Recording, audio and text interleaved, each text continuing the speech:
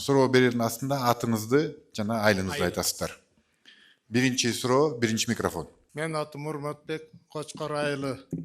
Мен ушу сиздин ушу жерге келип, эл менен жолугушуп, көйгөйлөрүбүздү чечип берели деп атайын келгениңиз үчүн касиеттүү Кочкордун элинин атынан сизге рахмат айтып коеюн. Экинчиден айтайын дегеним, ушу мен пенсионерлер союзунун мүчөсүмүн. Ушу көптөгөн пенсионерлердин бир көйгөйү бар. Ушундай бир суроо жаралды. Базовый курсту ушу 3500 сомдон 6,5 сомго көтөрүп берсеңиз деген бир ушундай бир сунушубуз бар. Экинчи сунушум ушу биздин Кыргызстанда өзүңүздөр келгенден бери көзүбүз менен көрүп атабыз. Кандай жаңылыктар, кандай өсүш болуп аткан, муну баарын айтканга деле убакыттын кереги жокко. Анан рахмат ошон үчүн. Ошол ушулардын үзүрүн көрүш үчүн бул кыргыз эли өзү таланттуу эл. Ушу жаштарыбыз таланттуу.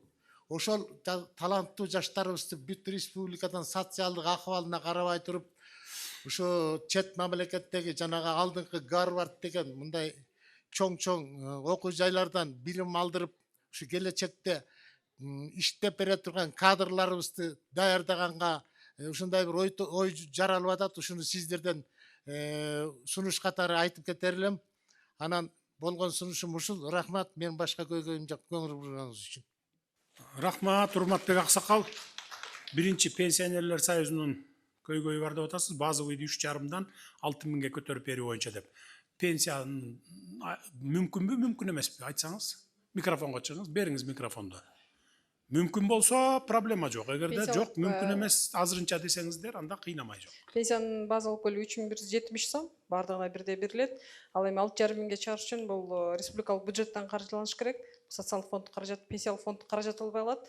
Ошондуктан бюджеттин мүмкүнчүлүгүнө караш керек. Бюджеттин мүмкүнчүлүгүнө карайт экенбиз да, аны эсептеп чыккыла, анда Минфин менен биргелешип. Минфин барбы? Мен ушул 10.000 сомго чейинки пенсионерлердин көтөрүп койсо деген ой болчу да. Эми урматбек аксакал, менин колуман келсе пенсионерлерге деле бир 50.000 берип койгон бар да. Бирок ойлогон ойду кыстаган турмуш жеңет дейт. Бюджетке алуубузга жараша карайбыз да, чөнтөгүбүзгө жараша. Рахмат, эми карысы бар, нырысы бар дейт. Мына Баарыбыз пенсионер болобуз да. Мурда 700 сом алчусуңар, эң минималдуу пенсия деп 700дөн чыгып алып эле 5 жыл, 10 жыл ошондон. Биз дароо келдик дагы 7.000ден кем болбосун деп көтөрдүк. Азыр ал планка дагы көтөрүлдү болуш керек эле. 8 канча болуш керек эле? Минималдуу пенсия канча болду эле? Азыр бүгүнкү күнгө канча? 8100. Мына 8100 болду. Дагы көтөрөбүз. Эмдиги жылы дагы көтөрөбүз буюрса. Туура айтасыз. Дүйнөлүк кымбатчылыкка карап гана айтылып аткан сөз да болбосун чыкпайт элек. Түшүнүп турабыз. Ал эми баягы балдарды болсо баягы Гарвард университетине, тияк бияк университетине жөнөттүсөк болот эле деп атпайсыздарбы? Биз 100гө жакын балага, Үмүт булагы деп $50.000 баштап $100.000 чейин окуусун төлөп берип атабыз. Анан суранып атабыз, силер кайра келгенде бизге иштеп бергиле деп. Андан сырткары билесиңер, Акылман деген президенттик лицей ачып Чолпон атада. Бүт республикадан балдарды топтоп 300дөй бала, 150-сүн түштүктөн, 150-сүн түндүктөн топтоп келип окутуп атабыз. Кабарыңар бар бул боюнча. Эң кыйын балдарды 7-класстан 11-класска чейин. Ал жерде тааныш билиш, анан кийин ата-энеси мугалим болсо эле киргизип ийиш эмес.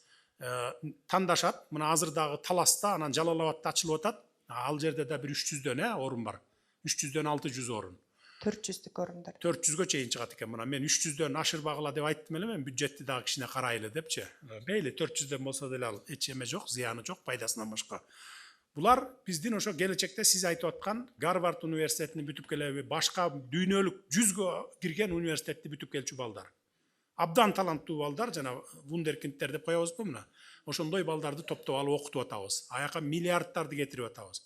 Анан жөн эле баягы окутуп мына деп вузду бүтүп келгенден кийин баягы обычный эле адамдардай бун 30 жыл ушундай болдук да мисалы. Бүтүп келет, бир эмес 2 диплому бар, бирок жумуш таппайт. Жумуш бош орун жок деп эле албай коет да. Туурабы же туура эмеспи? Туура.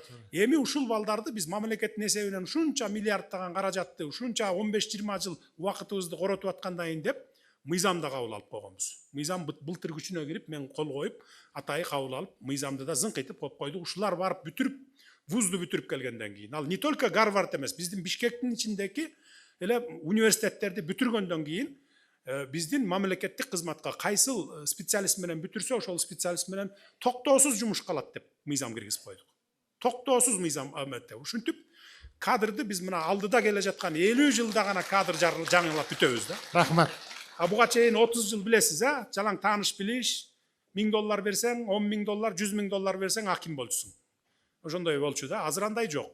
Аны токтоттук мына жогору жакта. Ылдый жакта дагы деле бар, акимдик тарабында, айыл өкмөт, анча мынча жерлерде акча ала коймой жактары болуп атат. Ну, аларды да жетебиз аларга да. Экинчи микрофон.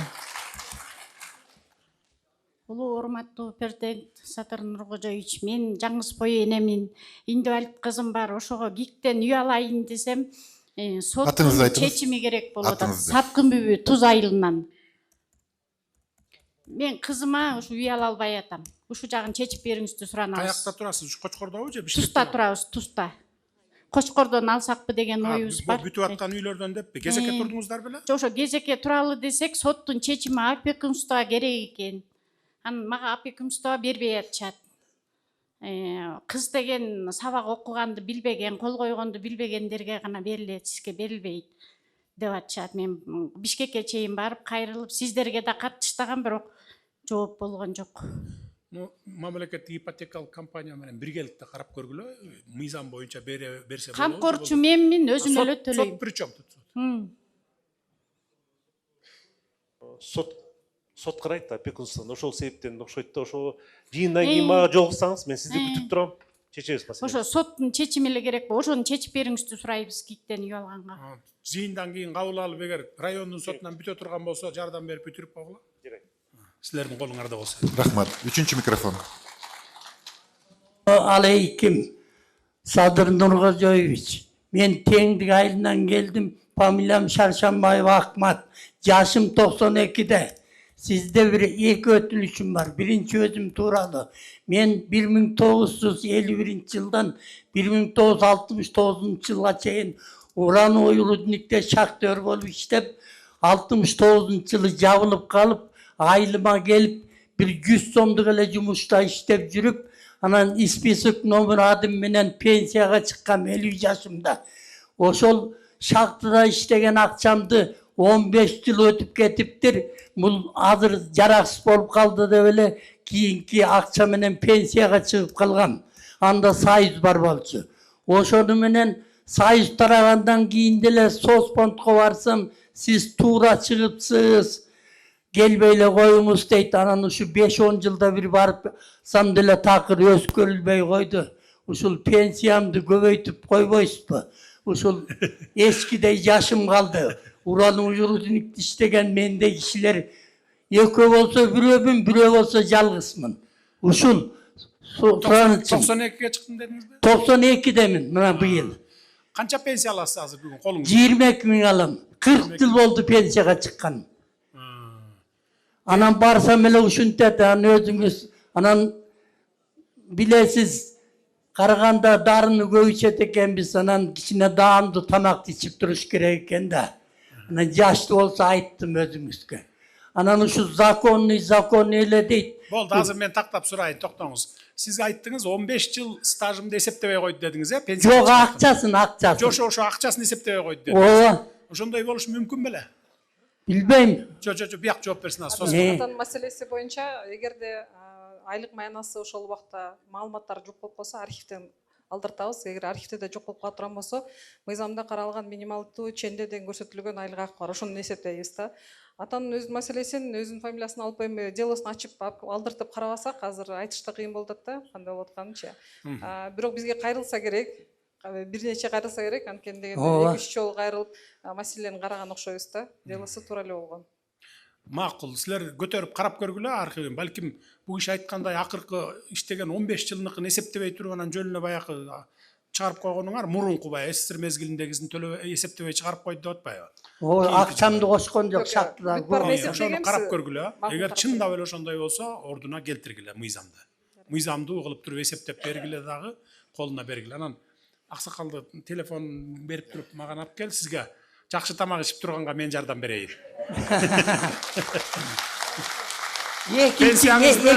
Пенсияңызды мен көтөрүп бере албайм. Ал мыйзам бар, Соцфонд деген бар.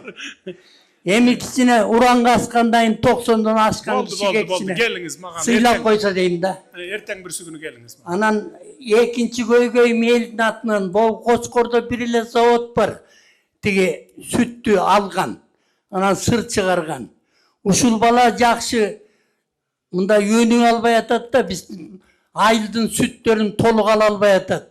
Uşul aksakalların atынан uşuğa bir jardam berip koysanız dep suranıp atam. Boldu, başka suram yok. Rahmat, жазып алдық. 4-ші mikrofon. Мен селхоз süt işletken balaga karap görgülöçü ne jardam gerek eken surap taktap görgülö. Ya. Karap görgülö, iyi. Karap görüp ne jardam gerek eken жазып alыңыз. Айтасыз. 4-ші mikrofon. Производствоға biz jardam berişimiz gerek da. Мен Тимишев Айдар Құмды айылының тұрғыны Қошқар районы. Менің айырылуым себебі Садыр Нұрғалиевич, бұл бізде су, бізден Құмды айлы су жетпей, тартыш. Анан тоғдан келеді. Суыны күнді емес суыны қарап тұрамыз. Мен осы жерде кішінекей суының башына быдыр құрып берсеңіз, керек, өзі даярлы мындай. Осы быдыр құрып берсеңіз, Ошо жакшы болот эле. Анан кайсыл айылга экен? Кумдебай айыл өкмөтүнө барбы ошонун ичинде? Убакытты албай эле дароо жок. Кумдебай айыл өкмөтүндө жокпу? 106 БСР будердин ичинде жокпу? Кичинекей айылда айтып атабы? Жазып алып көргүлө, эгерде керек болсо аяка да салалы. Кумдебай айыл өкмөтүндө кыштын күнү 15 километрге суу агып атат. Мындай ошол тосуп койсо, жаздын күнү биздин суубуз тиги тоодон суу келсе даяр болот эле. Экинчи суроом, мен ошол айылда Кумдебай айыл өкмөтүндө законсыз менчиктеп кеткен гараж, мектептин орду, клубтун ордулары бар. Ошону эми сот жүрүп атат, төргө жүрүп атат, ошого көзөмөлдөп берсеңиз. Анан үчүнчү суроом, биз эми бул талаачылык болгондон кийин бизге комбайн жетишпей атат.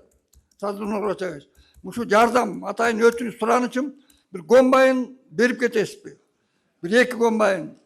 Же ушул жеке суроом ушул. Жок, күлкү эмес. Айыл болсо өз анан комбайн жетпей атса алып беришimiz керек да. Биз алып берип атабыз го лизингке баарын. Жок, 2 комбайн алган мындан 2 жыл мурун. Бирок биздин жетишпейди. Айылыбыз 6 айыл.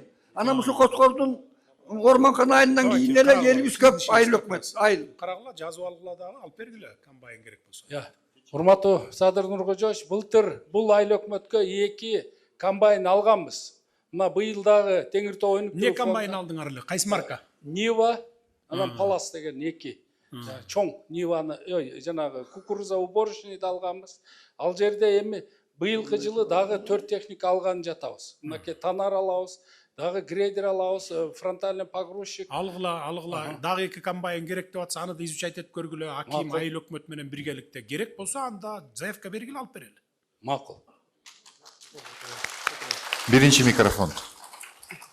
Садыр Нургожоевич, саламатсызбы? Мен Бишкек шаарынан келдим. Аламидин районуна караштуу Чүй областынын Аламидин районуна караштуу 5 паркоя 5 бир квартирада үйүм бар эле.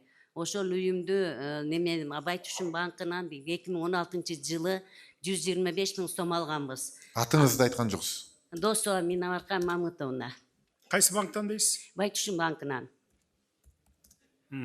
Байтүшүн банкынан алганыбыздан кийин биз аны алдыгын деген төлөп бүткөнүбүздөн кийин 40 000 сомду мойнубузга илип туруп эле бизге эскертүү бербей туруп эле сатып берген. Азыр тергөө жүрүп 17 кишини кылмыш иши менен козгогон. Ал кылмыш ишин козгоп туруп 17 кишини кыскартып туруп, аларды күбө кылып, Асылбашев Азамат Мелисбековичке күбө кылып кылып койду да, күбө кылып койду.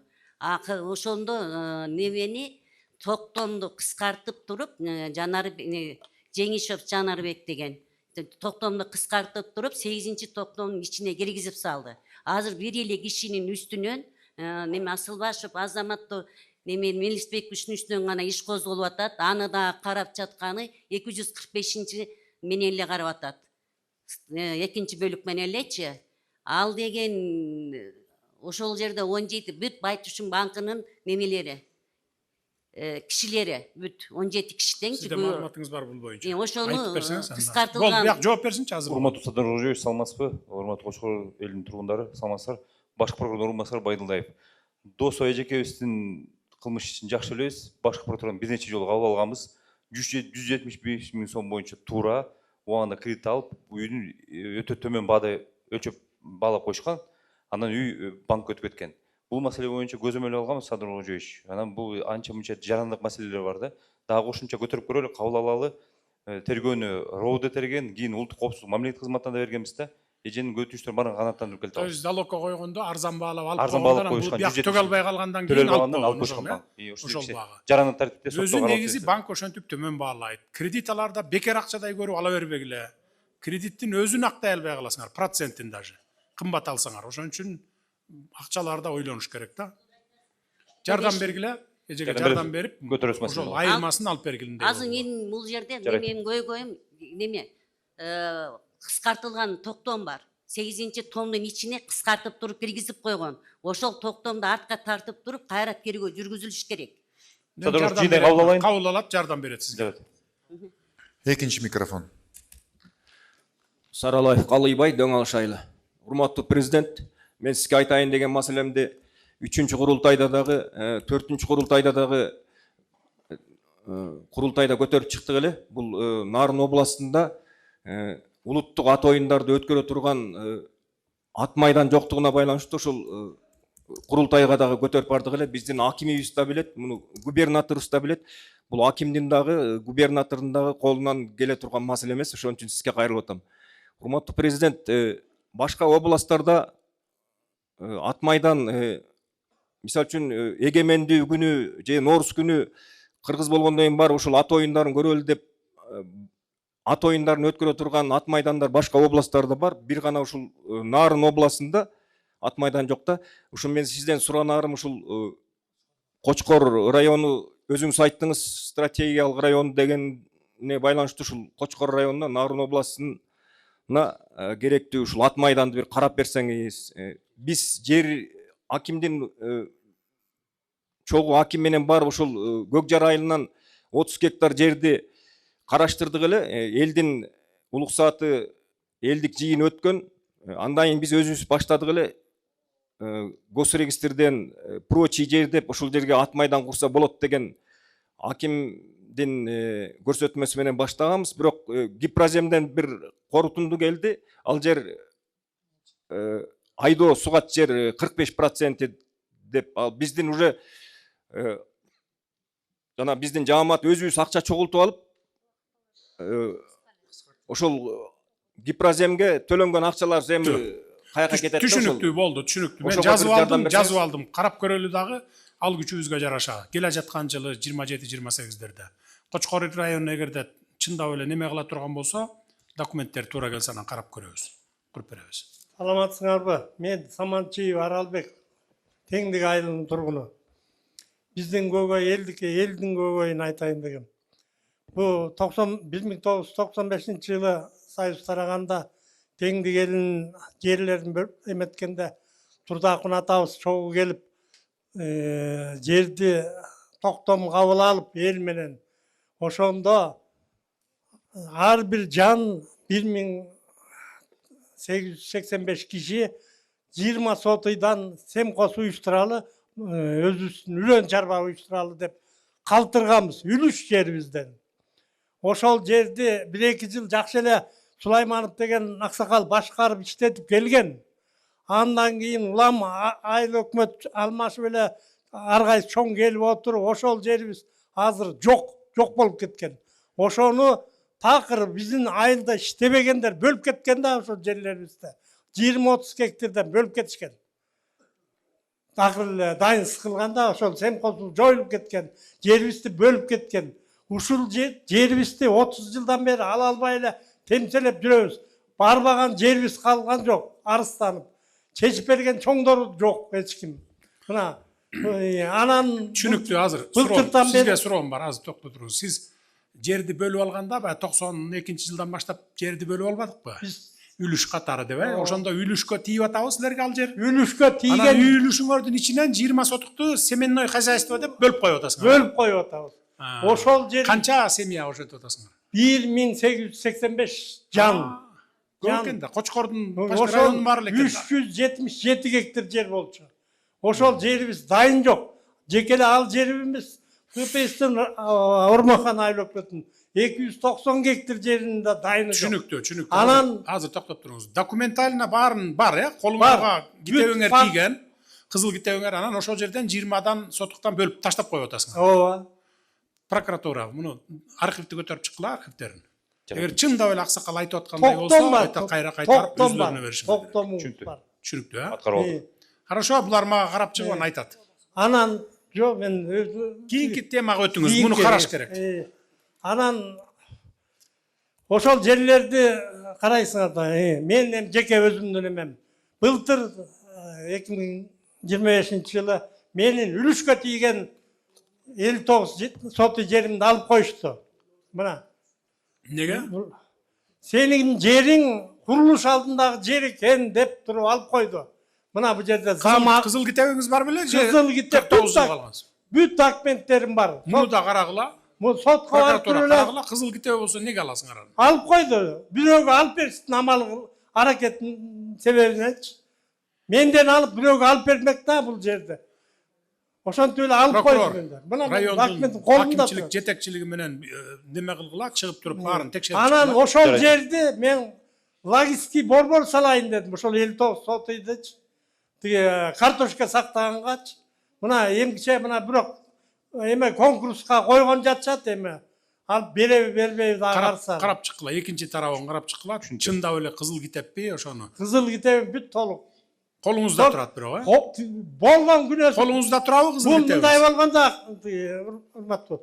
Тиги 79-жылы ошол жерге, мен турган жерге, үлүш берген жерге чарбанын коз атарларын кыштатканда бактырган.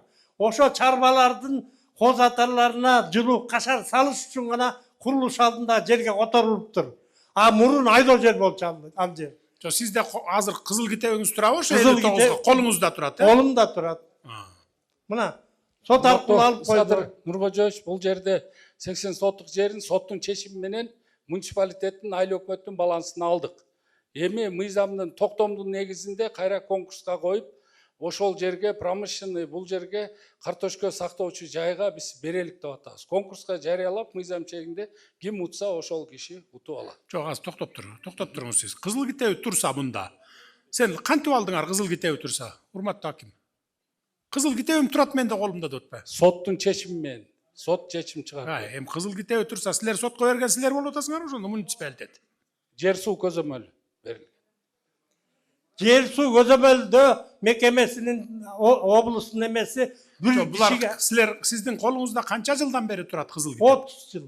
30 жылдан бери. 30 жылдан бери урун ал жерди цементти бүт тазалагам. 2 жыл тазалап, ошо козулар турган аштоонун 2 жылда мен үлүш кылгам.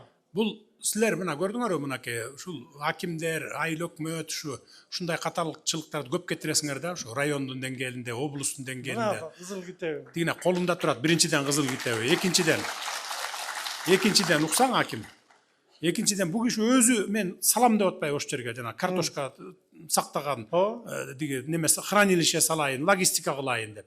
Өзүнө эле берип койбойсуң. Бербей атат, мага бербей, конкурска коюп. Долбоорду түздүргүлө, договорду түздүргүлө, долбоорун бергиле, мына момундай кылып сал деп туруп колуна карматып койбойсуң. Бул силердин жолуңар болсун, туура эмес да, туура эмес кылып атасыңар. Зачем мындай кыласың? Көзөмөлгө алгыла давайте. Көзөмөлгө алгыла дагы булар менен неме кылгыла, текшерип чыккыла баарын. Болду, түшүнүктүү. Мен муну көзөмөлүмө алам, бул сиздин ишиңизде. Жерде ошол адилетсиздик бар экен действительно. Эмки, 4-чү микрофон. Мен Алканов Аскарбек Абдулгабекович, Кочкор айылынан. Мен жашым 80-де. Мен айтайын деген көйгөйүм дагы ушу жер маселеси өзүмдүкү. 2002-жылы ошо кезде аким Тариел Сизгалевич Айтбаев аркылуу арызымдын негизинде Дөңташ участкасынан 2 гектар жер алгам. Ошо жерди Дөңташты элдин баары билет, аяктын баары таш болчу. Ondan ашык ташын терип тазалап, ошо кезде Актазаровдун каналынан суу келчү. 1-2 жолу арпа айдап неме кылгам, андан кийин эле yerimde olsa 2002 yıldan beri kodu yok kılıp beni azar kol Joldaşbek деген uşu жерди maga berdip ошо кезде госрегистр ошондой кылып андан кийин бут тосуп суу да келбей калды азыр ошол убактан бери кызыл китебим турат бурун жашыл китеп алып андан кийин кызыл китеп мен тикелип алгам ошондон бери 24 жыл болду жеримди бербей атышат эчтеке айтпайм мына бул жерде кадастр турат кызыл Koçkar nemesinin, gosrегистрдин эрмеги уулу кубам. Ал болсо, жок, мен неме талган корду жок экен, тиги бул деп ошондон бери жер маселесин чечпей коюшту. Сотко бар дейт. Ал эми сотто болсо билебиз, Koçkar райондогу Сарыбаев деген сот бул штраф салып өтө орой, жана эч качан элдин көйгөнүн чечпеген сот. Ага кайрылгандан эчтеке жок. Кызыл китебин колумда турса да, kod anan tiki buldu biri şurada şu tomunun yerini dinlemetmeyecek. Ben su çok yer hazır. Suyunu olsam ben yerden çıkarıp al olsam baldarım arkalı bir deme kılıp olsam o katkılayın degen yerimdi. Түшүнүктүү азыр. Yaman kılıp atışat. Жыйналыштан кийин райондун акими кабыл алыңыздагы чечип бериңиz. Чечип бериңиz. Кызыл китеби колунда барларга тийбегиле. Могу жерде мисалы 500 киши отурса 500'dün 490'unda kızıl kitap var. Turabı ilgerki ülüşten algan жериңер. Анан ушунун баарын эле сотко берип алып атабыз деп сот аркылуу алып алсаңар анда эмне болот анда? Бардак болбойбу? Кызыл китеби колунда барларга тийбегиле. Масадын Нурганович, 2002 жылы алыныптыр, бирок каттоодон өтпөптүр биздечи, госрегистрде. Анан өздөштүрүүгө деп алынган кызыл китеп экен. Ал Кыргыз Гипроземдин маалыматы боюнча ал жер суга тайдоо жери болуп турат да. Суга тайдоо жери өздөштүрүүгө берилбейт да.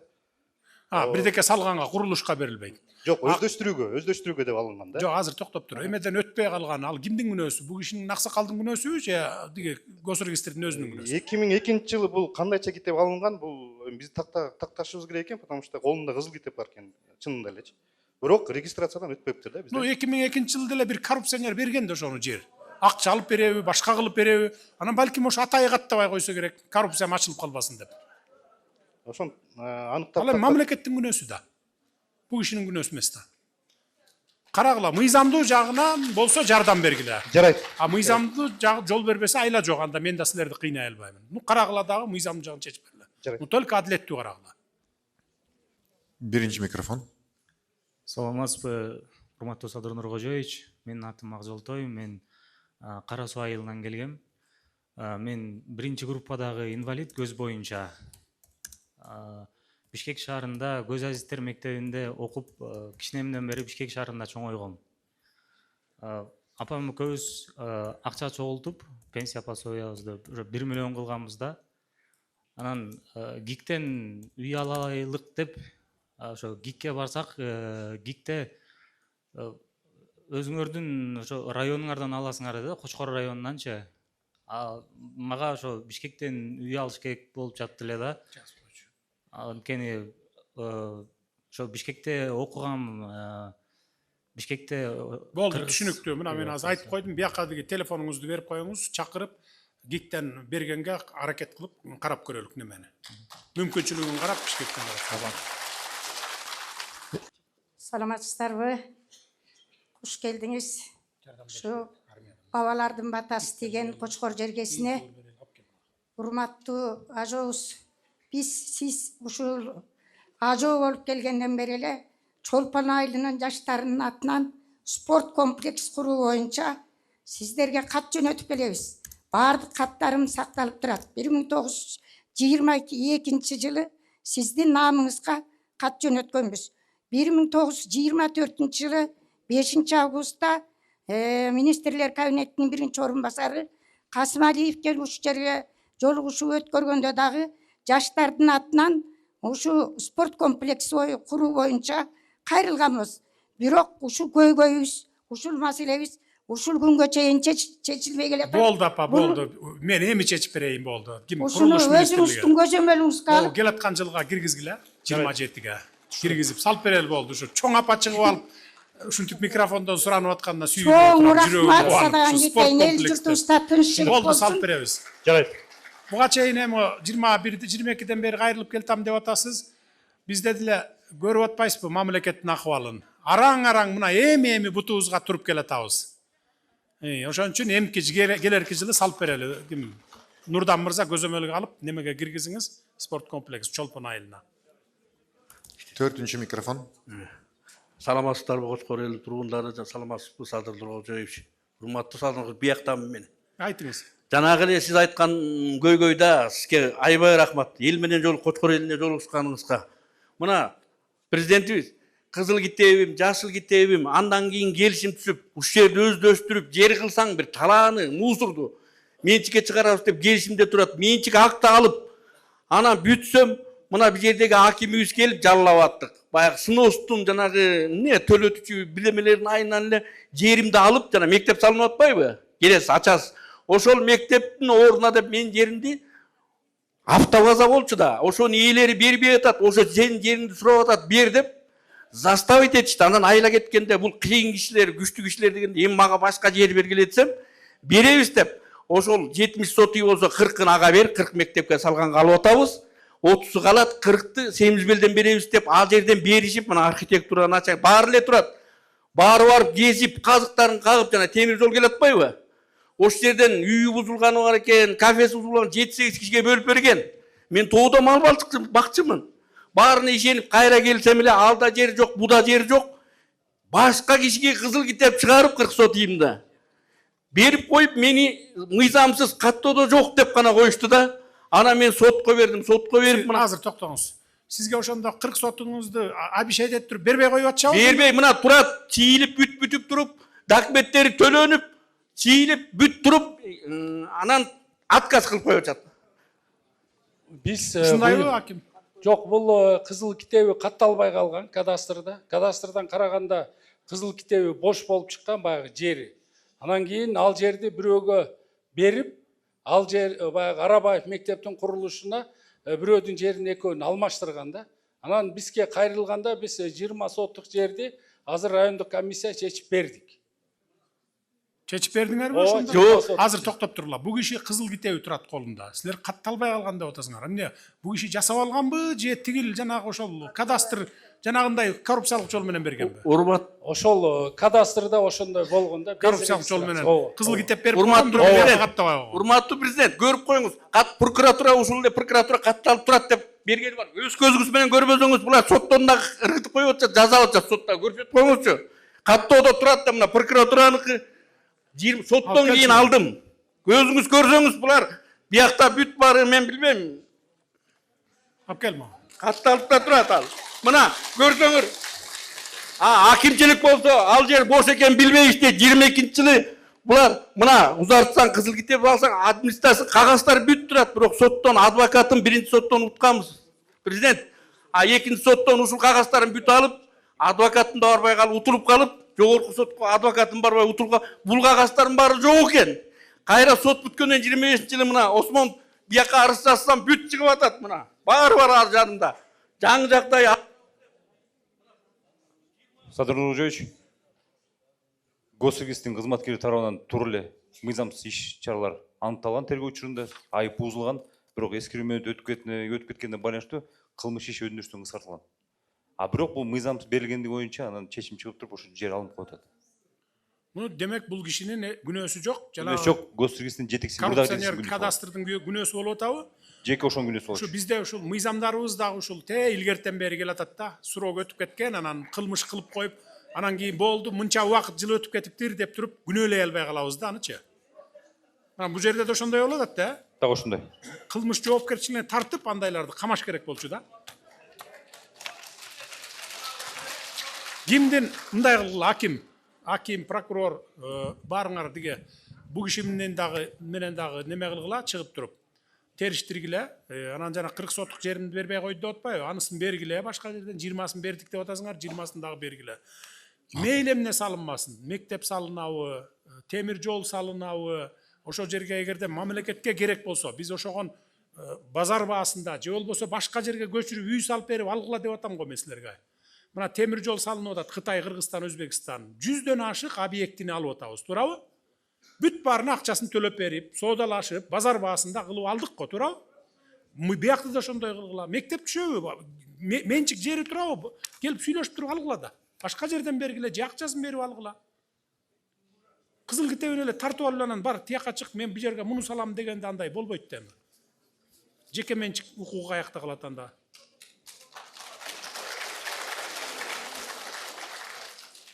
Рахмат, чечилет Болду, сиздин азыр суроңуз. мына аким чечип берет. Муну да мен жазып алдым сиздикин дагы.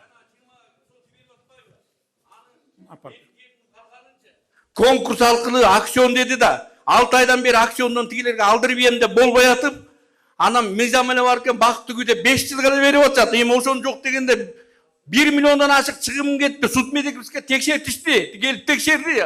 Чыгымым булардын мен жеримди 9.000 сатса, булардын сатканынан көп менин кеткен чыгымым. Эми ошону 5 жылга берип, ошону менчике жок дегенде 20 сот үйдү менчике деп эле берсеңер мен кылатырым да бирдеме.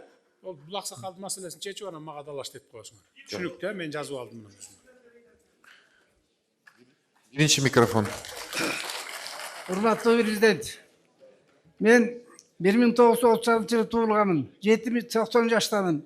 Байбичем 40 жыл. 11 баланын атасымын, байбичем герой. Мен өмүр бою сайыстын убагында туарга багып чыгып өткөнмүн. Атыңызды айтыңыз. Ооба, Керим Кулукбатбек.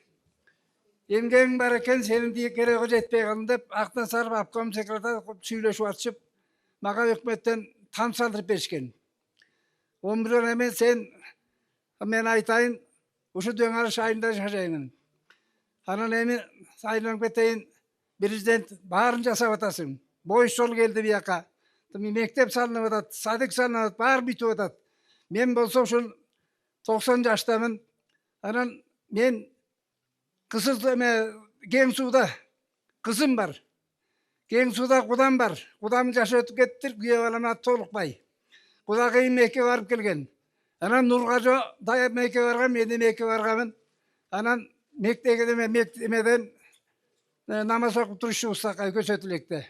Анан менин бир анча-мынча кагазым бар. Мен ушуну алып баргандан кийин текшерип окуп, мага жардам берип койсом деп айтамын. Болду ушу. Мактуу, бербейиңиз алды. Ооба. Экинчи микрофон. Экинчи микрофон. Алло, саламатсыздар. Урматтуу, алло дедим. Урматтуу президент Садыр Нуркожоевич, сизге рахмат. Хан айылына келип, көйгөйүбүздү чегип, атым Бегимжан Усубалиев айылынан болом.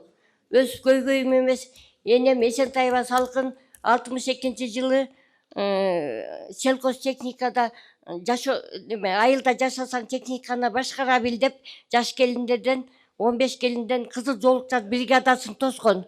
Өзү Ленин ордендүү, Октябрь революциясы кызыл туу, Паша Ангелинанын сыйлыгынын ээси, мээримдүү Кыргыз Республикасынын айымы, персональный пенсионер. Анан былтыр каза болуп калды.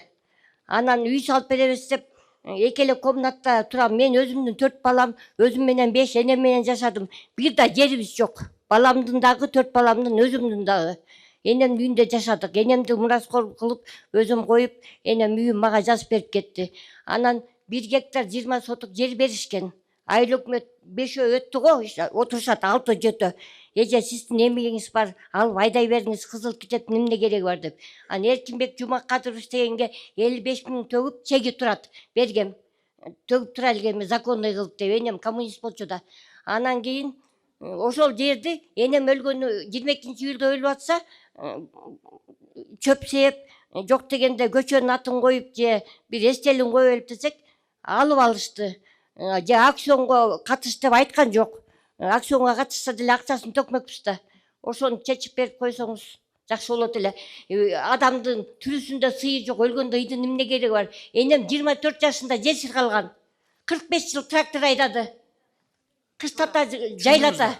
Түшүндүм. О чогулуштан кийин калып бу жерден бүт баарын кабыл алып, чечип, анан 3 күндүн ичинде ушу жуманын аягына чейин. Рахмат. Үчүнчү микрофон. Саламатсызбы, урматтуу Садыр Нуркожоевич. Атым Чолпон айыл өкмөтү. 2023 жылы аймактык реформа жүргөн кезде айыл өкмөттүн айрым бир кызматкерлери келишим менен иштеп келебиз бүгүнкү күнгө чейин. Муну айтып атканымдын себеби айыл өкмөт мекемеси жумуш берүүчү, биз болсок жалдан иштеген жумушчу катары эсептелип келип атабыз да. Анткени себеби айыл өкмөт мекемесинде иштеп талаптар бирдей, жогорку органдардан келген тапшырмалар бирдей аткарабыз. Бирок муниципалдык кызматта иштеп аткан кызматкерлерге берилген айрым бир артыкчылыктар бизге каралбай келет да. Мисалга айтсак, биринчиден муниципалдык кызматкер катары эсепке кирбейбиз. Экинчиден эмгек стажыбыз жүрбөйт. Үчүнчүдөн биздин иштеген ишибизди бааланбайт да, мындайча айткандачы. Ошон үчүн биз ушул муниципалдык кызматкер катары статусубузду кайра кайтып берсеңиз деп суранабыз. Мына жакында айыл башчыларга кайра статусу ыйгарылып берилди, бирок бул жерден вуз кызматкери менен биздин экономический статистика кызматына дагы эле статус берилбей калды. Ошондуктан ушул жагын карап берсеңиздер, мына бүгүнкү күнү муниципалдык кызматкерлердин күнү экен, биз ошол кызматкерлерге да эсепке алынбай жатабыз. Жалданма жумушчу катары келишим менен иштеп келатабыз. Ушул маселени чечип берсеңиз. Бир суроо да сизге. Сиз мурда айыл өкмөттө иштеп келгенсизби, АТРга чейин? АТРге чейин иштеп келгем, азыр иштеп жатам. Айыл өкмөттүн кызматкери болуп иштеп келгенсиз, э? Айыл өкмөттүн. Ай эмнеге андан кийин АТРдан кийин сиз айыл өкмөттүн кызматы эмес жалданма иштеп атасыз? Келишимде ошондой көрсөтүлгөн. Айыл өкмөттүн айыл өкмөт мекемеси Кимдер эмнеге андай болуп калган? Булар элекинчи мыйзамдын негизинде. Муниципалдык кызматка кирбейт, булар наемный по контракту иштешет да. Мына бүгүнкү күндө айыл башчылар да ошондой контракт менен иштешип атпайбы? Эми мына сентябрда мыйзам кабыл албадыкпы? Мен кол койсом азыр алар дагы госслужащий болот. Ооба. А булар эмнеге мындай болот? Булар эмне ашыкча кызматкерлерби же кандай? Булардын айыл өкмөттүн штатынан сырткарыбы же? Штатынан сырткары. А эмнеге штатынан сырткары? Эмне ошондой эме барбы? Муниципалдык кызматка кирбейт да. Контракт жүзүндө. Канча киши сотрудник иштейсиңер ошондо айыл Биз өкмөттө? аскерге эсепке алуу столунун кызматкеринен экөө, статистика экономист бирөө. Буга чейин 23-жылга чейин Ошондо үчөөңөр азыр тиги контракт менен иштеп атабыз. Бул Кыргызстан боюнча эле ошондой да. Карап көргүлө. Анан зачем контракт менен? Эгерде ошондой булардын кереги, кызматы керек болуп атса, зачем контракт отургузуп коесуңар? Постоянно алып коюлат. Эмгек маянабыз да бүгүнкү күндө тазалоочулардын эмгек маянасына барабар болуп атат да. Биз анткени ошол муниципалдык кызматтерге каралган артыкчылыктар бизге тиешеси жок болуп атат. Азамат мырза, өкмөт карай турган иш экен да бул. Карагыла Бишкекте. Рахмат. 4-үнчү микрофон. Саламатсызбы, Садыр Нуркожоевич, мен Айсулуу Кошкор районунан болом, бирок Бишкекте турам, азыр студент болгонума байланыштуу. Анан ошол себептерден мага өзүм экинчи топтогу майыптыгым бар. Азыр Кыргыз-Түрк Манас университетин бүтүрдүм да. Ошол себептен общежитиядан да чыгарып жатышат мени. Ошондуктан азыр мага Бишкектен, ГИКтен, социальный ипотекадан үй керек болуп жатат. Мен сизге 6 ай мурун кайрылганмын, кат жолдогонмун, бирок ал кат сизге жетпептир. Азыр уруксатыңыз болсо, ошол катты өзүңүздүн колуңузга берип койсом, жана ошол катта бүт барып подробно жазылган болчу да, сиздин да убактыңыз Макул, бербейиңиз, алдыгы жигиттерден берип жибериңиз. Макул. Карап, жок алып.